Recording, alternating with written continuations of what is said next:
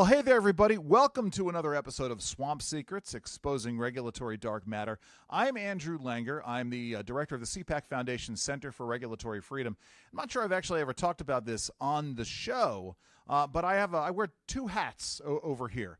Not only do I do the Center for Regulatory Freedom, but for CPAC itself, I am the executive director of the Coalition Against Socialized Medicine. And we're working on an issue right now. It's in that, guise, that I'm talking to you all today. We're working on an issue. We've been working on it for a while, on having to do with intellectual property rights and what the administration has been doing to attack intellectual property rights and how that stifles innovation. Well, today, as I'm recording this, in fact, just in a little while, President Biden, yes, we still have a president named President Biden. I know that's a shock to everybody.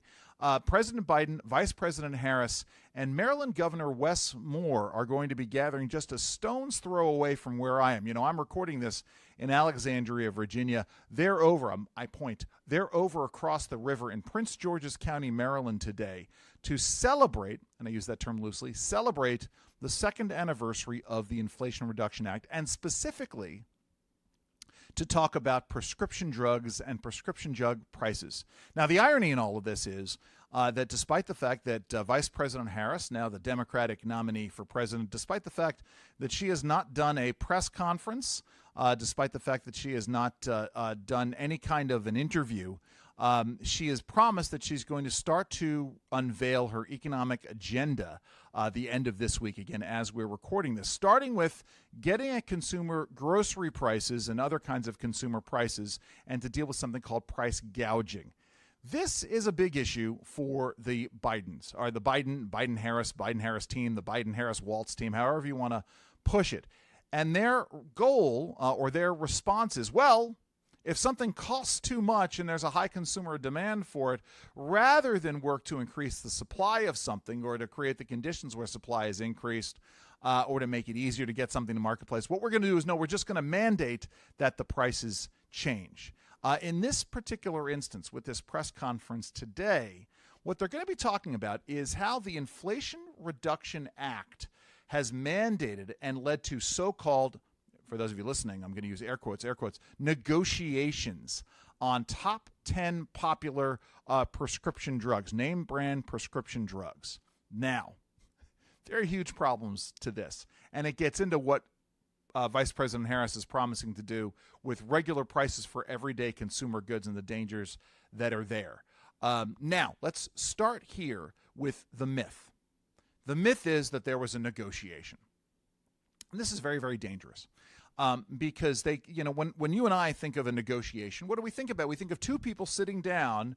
They both have the goal in mind of completing a transaction, and they're just trying to figure out the most favorable terms. And everybody is supposed to go in there. Obviously, they're going into the negotiations with their best interests at heart, but they're also supposed to be on some kind of an equal playing field or something approximating a level playing field. And sometimes, of course, invariably in a negotiation, one person has a greater advantage over the situation than another. But that's a negotiation. It's a fair free market negotiation. You have something that I want. I'm willing to pay you X for it. And we go back and forth as to what a fair price is for that good or how much of that good we're going to get. Well, with the Inflation Reduction Act and with the Biden-Harris administration, what they did was something entirely different. They said, okay, drug companies, this is the drug that we want a new price for. We're going to set, the head of HHS says, we're going to set a price for it. Here's the price we're going to set.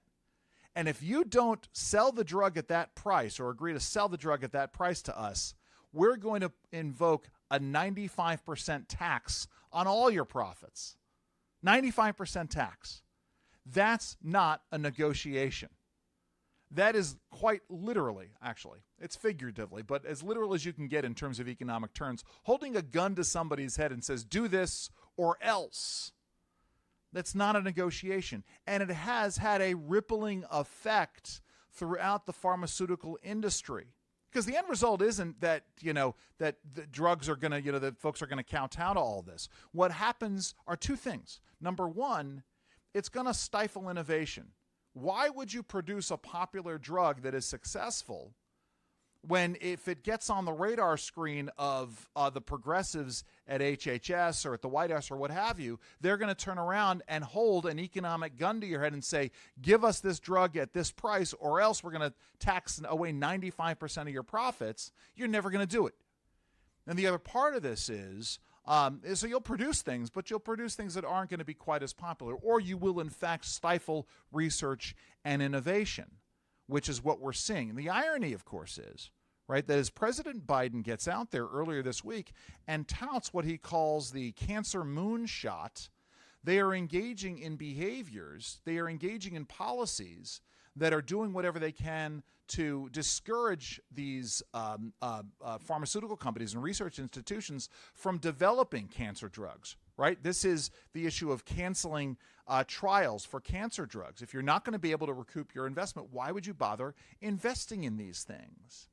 Now, the nasty also part of this is that at the same time that this is all going on, as they're touting these negotiations that aren't negotiations, we're looking at a situation in which the inflation, the so-called Inflation Reduction Act, which just delayed the inevitable cycles of economics here in America while hurting a great many people while exacerbating so many of the causes, delaying the onset of the slowing of inflation. What they did at the same time was raid Medicare, right? Medicare funding to the tune of more than $250 billion, $260 billion that they went to fund things within the Green New Deal, the pet pork projects, the political pork projects that the Biden administration wanted to pay off their supporters with. So while elderly Americans who are already suffering under a Medicare system that is offering them less and less and less at higher rates, while they're doing this, they're doing it to pay off their political cronies. And that's patently unfair. It's ridiculous. Maybe, just maybe. And I'm not someone who's a huge fan of Medicare, not a huge fan of Medicaid. I don't want us to go, certainly, to Medicare for all. But it is a system that we have, and within the orbits of the system, maybe we should allow it to work in which the way it was originally set up without raiding the system to deal with the political side of things. I talked about the irony a second ago. Let me get into this a little bit more. Because as the president is talking about this cancer moonshot, but doing things that are also slowing down innovation when it comes to the negotiations for Medicare and the negotiations for prescription drugs, at the same time, we are still waiting for the administration to make a decision on what we've talked about in the past, this issue of the Bayh-Dole rule and march in. Right, again, the only way you can find a cure for cancer in the next 25 years, right? In the end, we know President Biden flubbed the line, right? He couldn't figure out if it was by 2020, 2025, or if it was 25 years from now. The only way you're going to cut cancer rates in half is by doing whatever you can to encourage innovation. And so we have been waiting for months now. They have promised to use this marching rule. For those of you who don't know what I'm talking about, 40 years ago, Congress passed and President Reagan signed into law a bipartisan law called the Bayh-Dole Act. And what that said was that if a research institution takes federal money, they could still go and patent their discoveries. Up until that point, you couldn't do that. And so most organizations didn't take money for research, seed money for research from the federal government. Well, after the Bayh-Dole Act passed and they could do that, there was an explosion in research into pharmaceuticals, among other things. So we had these massive breakthroughs. Why? Because universities could go and invest in their own future. They can invest in research and development.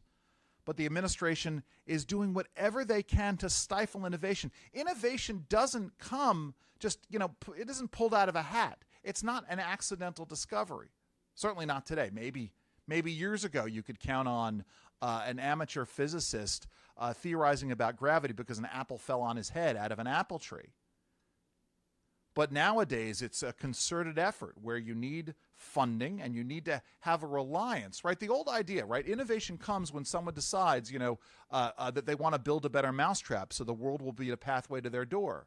But if there's no reason for the world to be a pathway to their door, if they can't recoup that investment, why would they invest in the future? So that's where the sort of these myths arise here. It really is terrible. I mean, let me add one more thing about all this. As they're touting this Inflation Reduction Act second anniversary today, the other part of this is the impact of the marketplace. And we know what has happened as they've done what they can to drive up prices and reduce access. Medicare Part D, the programs there, the plans there are put out for bids out in the general public, out on the marketplace. Those bids have jumped up by 179% in the last year between 2023 and 2024. That hits seniors right in the pocketbook. And what's the answer by the Biden administration? Do they want to take steps to actually create the conditions where we don't have these massive jumps? No, what they want to do is they want to obfuscate it with the American public and raid even more money that is meant to make sure that seniors have access to their health care to backfill this. That never works. None of this ever works. And let me add to this. I want to circle back to this issue and the problem with the precedent that's being set with the so-called negotiations, again, using air quotes for those of you who are just listening and not watching. Remember what I said. Kamala Harris tomorrow will announce her plan to go after things like grocery prices. She's going to talk about price controls. Well, the precedent's now been set, right? They pass another piece of legislation which basically says that the federal government will start setting up price negotiations with the manufacturers of important grocery goods. And if you don't negotiate with the federal government, well, then they're going to start taking away your profits. Nothing is ever as expensive as when the government tries to make it less expensive.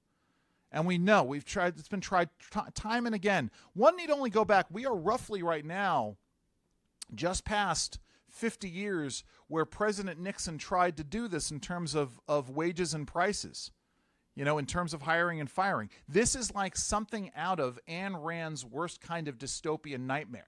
The kind of things that the left dismisses all the time. But the reality is, when you engage in behaviors like this, it creates perverse disincentives in the marketplace. And consumers, Americans, seniors, working families, they wind up losing out. So listen, I urge you all, go and check out the statements that we're putting out today and this week on this event that Kamala Harris and Joe Biden and Wes Moore are having out in Maryland today. Go and take a look at the work that we're doing at CHASM. And as always, go and check out the work that we're doing on regulations generally at cpac.org/regulation. I am Andrew Langer. Have a great week, everybody.